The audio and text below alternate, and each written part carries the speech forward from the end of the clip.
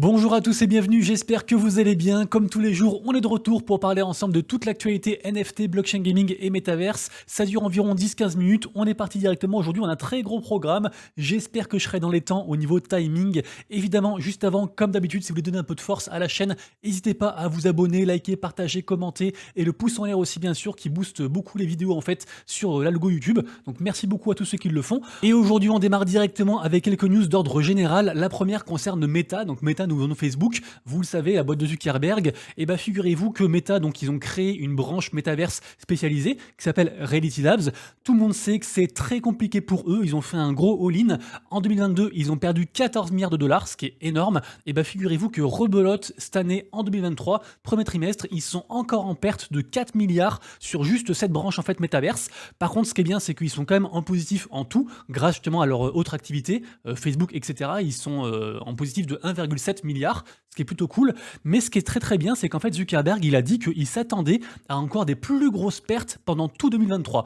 Donc ça veut dire que en fait Meta, il table sur entre guillemets une explosion du métaverse ou entre guillemets un retour sur investissement pour à partir de 2024. Ce qui est très intéressant comme info, donc c'est pour ça aussi que je voulais vous en parler. Autre news d'ordre général, on a Polygon qui se fait renflouer de 270 millions de dollars. Incroyable. On a un des géants, un des plus gros investisseurs mondiaux en fait, qui s'appelle Franklin Templeton, c'est vraiment un des plus gros, qui donc croit à fond dans l'écosystème et qui investissent 270 millions. Donc autant vous dire qu'on n'a pas fini de reparler de Polygon. Également en bref et très bonne nouvelle pour l'adoption de masse en fait des cryptos, on a un partenariat entre l'exchange crypto.com et Samsung. Samsung tout le monde connaît. Ça me fait un petit peu penser aussi au Solana Mobile. Donc on voit qu'il y a vraiment un gros business autour des téléphones. En tout cas, le partenariat du coup là est assez simple à concevoir puisque c'est juste que en gros l'application crypto.com fitera parfaitement, sera parfaitement adapté du coup aux dernières versions du téléphone, donc du Galaxy Z Fold. Voilà, c'est juste ça. Mais ça reste quand même une bonne nouvelle, je trouve. Et j'imagine qu'ils ont payé très très cher pour ça. Je voulais ensuite partager avec vous un article très intéressant que j'ai trouvé sur lacryptomonnaie.net, un site que j'aime beaucoup. Alors, vous savez, c'est très compliqué actuellement en fait de définir ce qu'est un NFT. Pour l'instant, en France, la régulation du coup fait abstraction de ce cas-là parce qu'en fait, le gouvernement planche actuellement sur une régulation propre au secteur. Donc, on attend de voir à quelle sauce on sera mangé. Mais si vous voulez, actuellement, en fait, c'est un petit peu le use case, le cas d'usage qui va définir le NFT.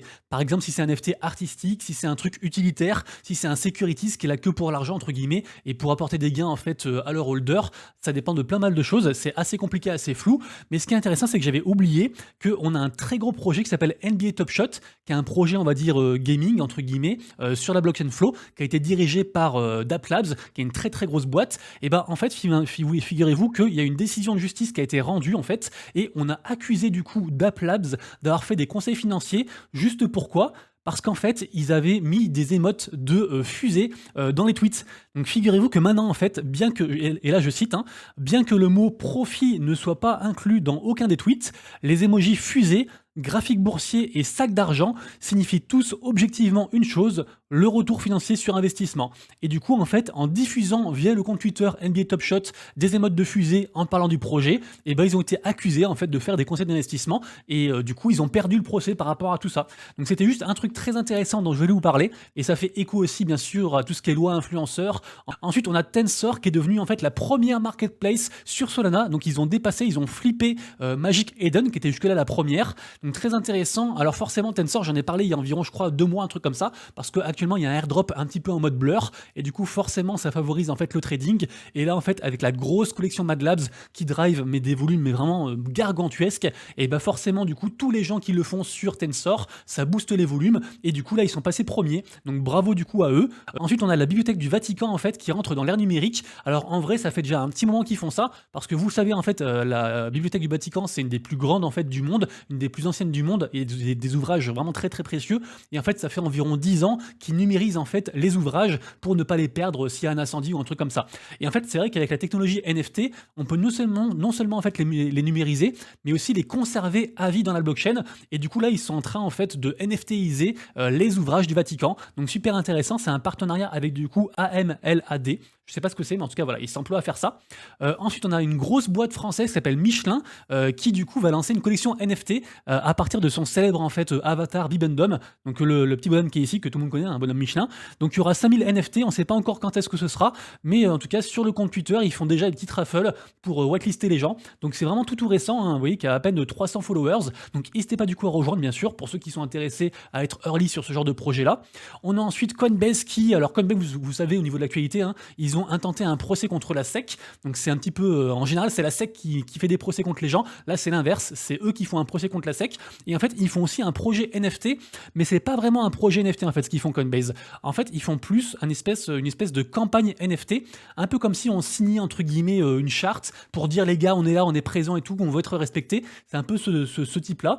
Donc en tout cas, ils mettent du coup en vente sur Zora, enfin en vente à disposition sur Zora, en open edition, parce que c'est gratuit, du coup des NFT. Donc voilà, c'est gratuit, il y aura juste à payer les frais de gaz, donc 5 ou 6 balles, un truc comme ça. Et c'est un petit peu comme si on signait une charte électronique pour dire qu'on existe et qu'on doit être pris en compte et pour nous protéger dans un projet plus grand qui vise à protéger les droits en fait et les utilisateurs en fait de la blockchain, des NFT, des cryptos, tout ça. Donc, du côté de la collection NFT Diggy Degaku, la collection NFT qui s'était illustrée lors du Super Bowl, rappelez-vous, on a son CEO donc Gabriel Lidon qui a annoncé l'arrivée d'une prochaine collection, donc cette fois-ci sur du coup Bitcoin, donc des NFT ordinaux avec des chibi du coup Diggy Degaku, donc le style artistique que vous voyez à l'écran, et du coup ce sera airdroppé en fait a priori à tous les holders des NFT Genesis de la collection qui sont actuellement je crois environ 3,5 ETH de floor price.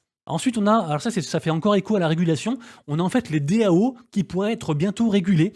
En effet, en fait, on a un membre, alors c'est un membre de l'Assemblée de San Francisco qui s'appelle Matt Haney, je le connais pas bien sûr, qui donc a présenté lundi en fait un projet de loi qui bénéficie en fait du soutien en fait comment dire, de la communauté crypto. Donc les gens sont contents parce que c'est une reconnaissance en fait des DAO et du coup en fait ça vise à incorporer les DAO comme étant en fait des entités commerciales acceptables, donc un truc entre guillemets officiel et reconnu par les États. Donc super intéressant, on verra où ça va. Donc, on va ensuite parler de Jenkins Levalet.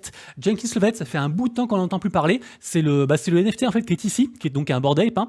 Et en fait l'histoire est très intéressante parce qu'à la base cette histoire en fait c'est Tally Labs qui est une boîte Web3 en fait qui a investi dans pas mal de projets, qui a investi également aussi dans un Bored Ape. Et en fait ils ont commencé à sortir des espèces d'histoires en fait, de storytelling autour de leur Bored Ape en disant voilà Jenkins Levalet, écoute il a fait ça, il a fait ci, il était allé voir telle personne. Il lui est arrivé telle histoire, etc. et tout. Et en fait, les gens aux trois crochets, ils ont trop kiffé, ils ont adoré l'univers. Du coup, en fait, qu'est-ce qu'ils ont fait? Ils ont créé tout un univers autour du personnage. Ils ont appelé ça, je sais plus comment s'appelle le nom. Ils ont appelé ça, je vais vous dire le nom directement, Azurbala. Voilà, Azurbala. Et du coup, voilà, ça a pris beaucoup d'ampleur. Ça, c'était il y a environ entre 2021 et 2022. Et le truc, c'est que du coup, ils se sont dit, on va aussi faire une collection NFT à part entière. Basé sur notre univers à nous qu'on a développé grâce à la commu. Le truc, c'est que les NFT étaient, mais mama, ils étaient dégueulasses. Regardez-moi ça. C'est c'est le NFT qui est ici, c'est donc un NFT Azurbala. Du coup, forcément, ils sont fait mais insultés au possible. Le truc a disparu entre guillemets des radars, on n'entendait plus parler. Et en fait, dernièrement, on a appris que du coup, la boîte du coup qui s'appelle donc Tally Labs, ils ont levé 12 millions de dollars. Ils sont encore à fond sur le projet. Ils ont rembauché des designers, plein de mecs en fait nouveaux dans l'équipe, et du coup ils sont en train de remettre le projet au goût du jour, donc on verra du coup où ça va, mais voilà, a priori ce sera un projet avec un côté PFP sensationnel, donc vraiment un joli art, donc on suivra du coup où ça va. Pour ceux qui sont intéressés, bien sûr, je mettrai tous les liens en description, hein, pour ceux qui veulent en savoir plus. J'en profite bien sûr pour vous dire aussi que tout ce dont je parle dans les vidéos, ce ne sont jamais des conseils d'investissement, hein, c'est juste des news comme ça en bref. Vous avez tous les liens du coup pour checker par vous-même, et en fin de compte, il n'y a que vous et vous seul qui pouvez choisir si vous voulez investir votre temps ou votre argent dans les différents projets que je présente, bien entendu. On enchaîne avec Sharky. Sharky, qu'est-ce que c'est? Ça fait un petit peu écho aussi à ce que je disais, je crois, avant-hier. C'est un petit peu dans la mode et dans la hype et dans la tendance en fait de emprunter de l'argent grâce à nos NFT. Donc en gros, on met des NFT en collatéral et puis on emprunte de l'argent et après il faut rembourser forcément ce prêt NFT et du coup le prêteur il gagne de l'argent grâce à ça parce qu'il y a un taux qui est assez intéressant. Et figurez-vous que du coup Sharky en fait ils ont aussi une collection NFT et que en fait une partie des gains qu'ils gagnent grâce à système en fait de prêt NFT, en fait ils le reversent aux holders de la commu. Et du coup là on a plein de gens qu'on claim en fait genre des 3-4 sols comme ça. Du coup ils sont ici, ils coûtent 13,83 sols. Donc en plus c'est pas trop cher. Du coup voilà, ils ont remboursé 30% de leur NFT directement. Donc bravo à eux. Et pour vous montrer du coup comment ça se passe Sharky, pour ceux qui sont intéressés, voilà, ici on est sur l'interface. Et par exemple, si voilà, là on parle beaucoup de Mad Labs, si je voulais du coup mettre en collatéral un de mes Mad Labs, et ben je récupérais 74 sols. Et dans 7 jours, il faut que je rembourse du coup les 74 forcément, plus du coup 2 sols d'intérêt. Voilà, c'est comme ça que ça marche. Et donc on peut être d'un côté ou l'autre de la barrière suivant ce que vous voulez faire.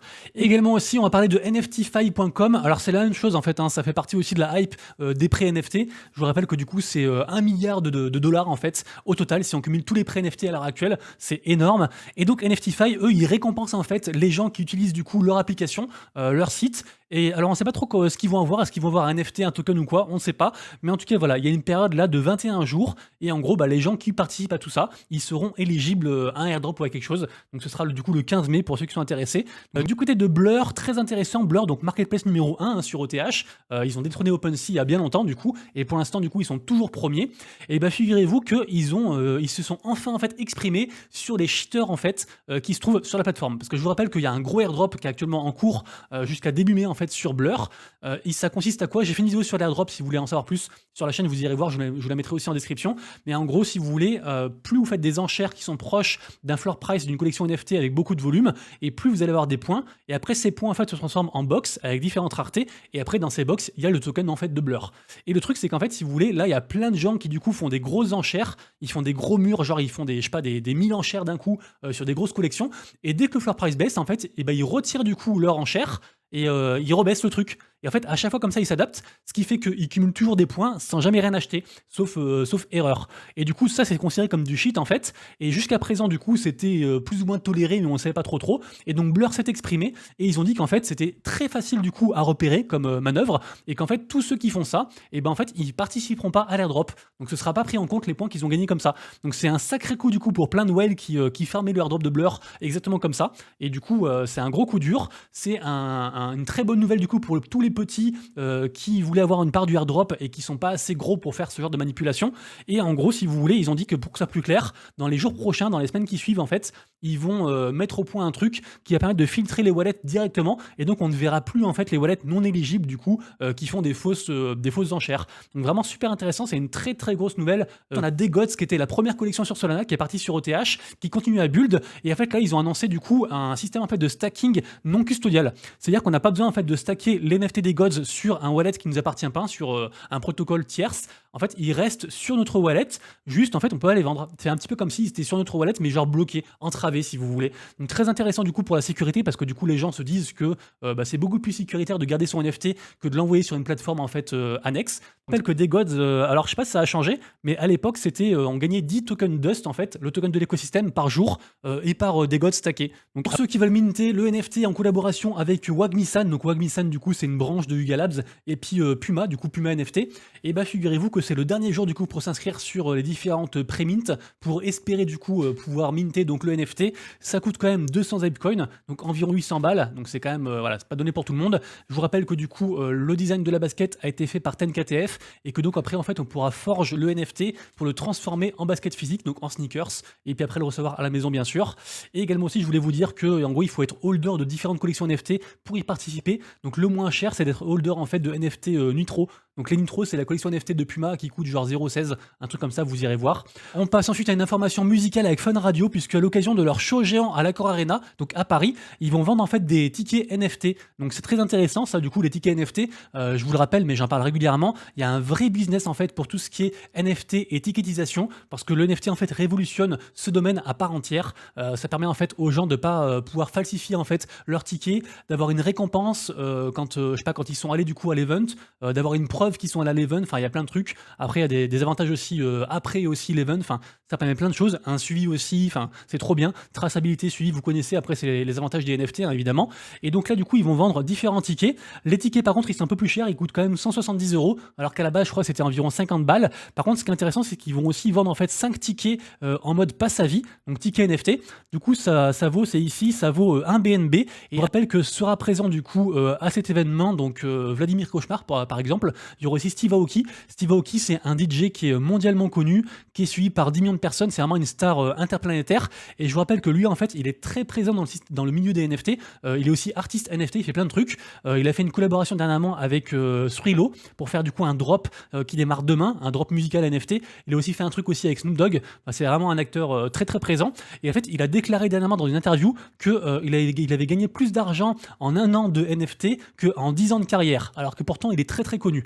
Donc, on passe ensuite au niveau des collections à surveiller, des minutes du jour. La journée est clairement dans le rouge, c'est compliqué. 17% de ventes en moins par rapport à hier. Le marché, voilà, il faut savoir s'accrocher. Il y a quand même des belles histoires, on va y revenir très rapidement, notamment sur ETH. On a toujours Melody Maker qui caracole entre 2 et 3 ETH. Je vous rappelle que eux, ils manipulent allègrement tout ce qui est même token entre leurs commus, donc un peu sombre, mais en tout cas, ils sont là. Beans, on en parle juste après, il y a aussi des trucs sombres qui se passent. Par contre, on a Riffs qui performe toujours autant, 0,05 ETH de floor price, incroyable. Les Captains qui s'approchent des 8 ETH, incroyable aussi la collection de Memland.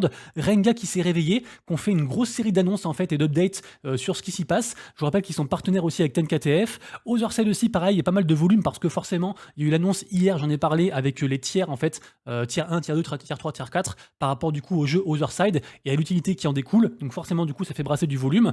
Également aussi, on a Wonder Pals, on en a parlé hier, ils étaient à 0,16, là ils sont passés à 0,22, du coup par rapport du coup à l'annonce en fait du free mint qu'ils ont en collab, du coup super cool pour eux. Nakamingos qui s'approche dangereusement des 0,20 de plus en plus, malgré les tweets répétés de Beeple, donc on verra où ça va. J'ai toujours envie d'y croire, ça reste une très belle collection selon moi. Évidemment sur Solana, on a deux très belles histoires actuellement. On a donc Mad Labs qui d'ailleurs a son premier retracement jusqu'au 82 sols pour l'instant, ça peut descendre encore, mais voilà, je vous rappelle que dans 2 jours il y a un snapshot, donc les gens du coup espèrent que ça dépassera les 100 sols. On verra où ça va. Moi je suis toujours très très très bullish dessus.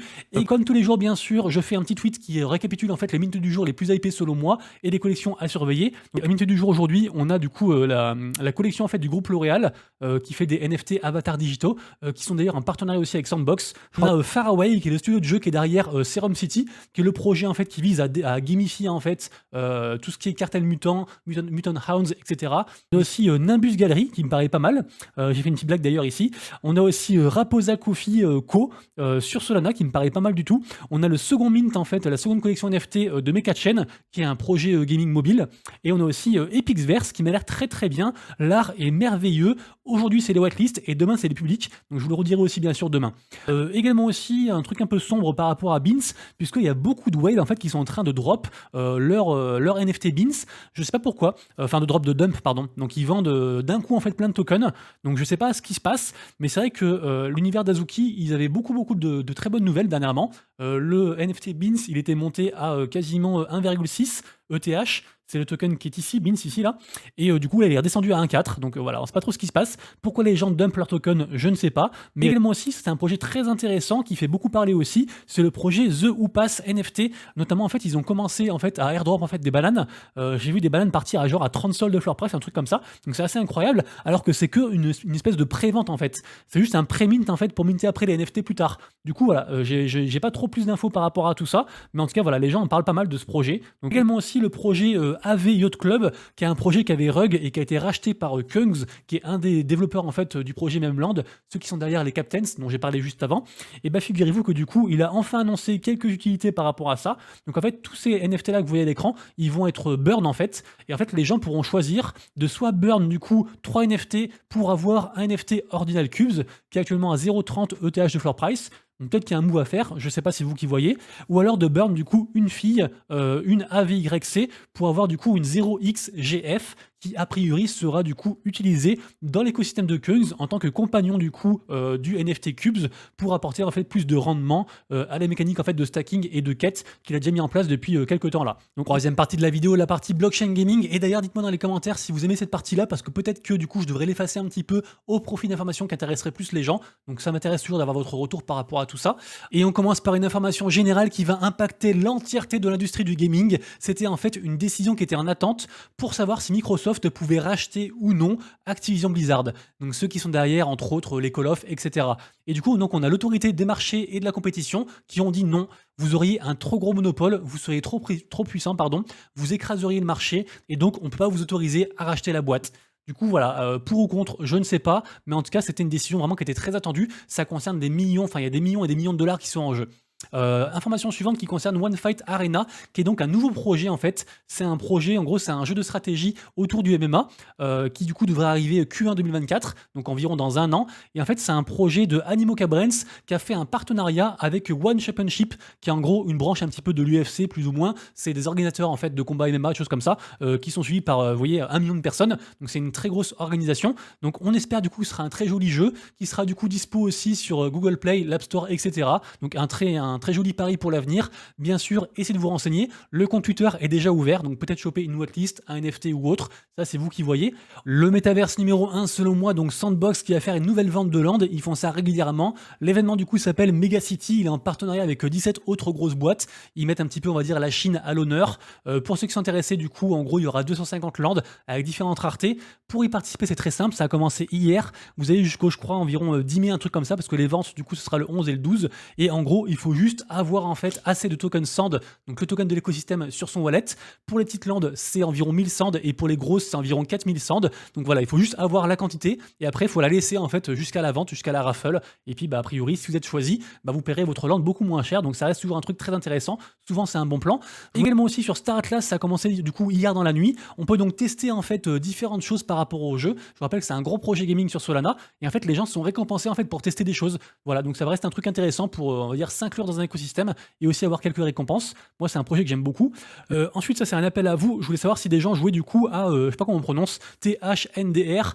Je vous rappelle que c'est une plateforme en fait qui vous récompense avec des Satoshi, donc la plus petite unité de Bitcoin, au fur et à mesure que vous jouez. Par exemple, je sais pas, vous jouez à un jeu de course, à un Tetris ou autre, c'est des jeux un petit peu à l'ancienne, et vous récoltez comme ça en fait des petits Satoshi par-ci par-là. Et voilà, je voulais juste savoir si du coup des gens y jouaient et s'ils arrivaient à récupérer une certaine somme assez conséquente par mois. Voilà. Alors ça les amis, énorme nouvelle, on a les studios Mythical Games qui quittent Ethereum et qui partent sur Polkadot. Alors ça, personne s'y attendait, vraiment, c'est un délire. Après, je vais vous dire pourquoi je pense que ça arrivait. En tout cas, Mythical Games, du coup, qu'est-ce que c'est? C'est entre autres le studio qui est derrière, du coup, le jeu Blancos Block Party, qui marche très très bien. Et en fait, je vous rappelle que, du coup, Mythical Games, ils étaient un petit peu dans la sauce dernièrement. Il y a environ 2 semaines, je vous ai dit qu'ils avaient licencié pas mal de personnes. Donc peut-être qu'ils sont en manque d'argent, je ne sais pas. En tout cas, du coup, l'accord là qui les fait arriver sur la blockchain Polkadot, a priori, ils auraient perçu 20 millions de dollars. Donc c'est quand même un bel investissement, hein, ça met pas mal de beurre dans les épinards. Et pour finir, Ovalie, le jeu de fantasy rugby que j'aime beaucoup et avec lequel je suis partenaire, et figurez-vous que demain sur ma chaîne Twitch à 18h30, il y aura une AMA exceptionnelle avec la team du coup, donc venez nombreux, venez poser toutes vos questions, peut-être qu'il y aura des cadeaux, en tout cas il y aura des réponses. Et aussi, autre information, actuellement en fait sur leur Discord, ils font un concours de mèmes et on a des gens de la commune en fait qui participent, donc n'hésitez pas du coup à rejoindre leur Discord et à les aider. Donc il faut voter du coup 1, 3, 7, 8 ou 10 pour du coup supporter la commu Rabbit et montrer que qu'on est là et qu'on représente.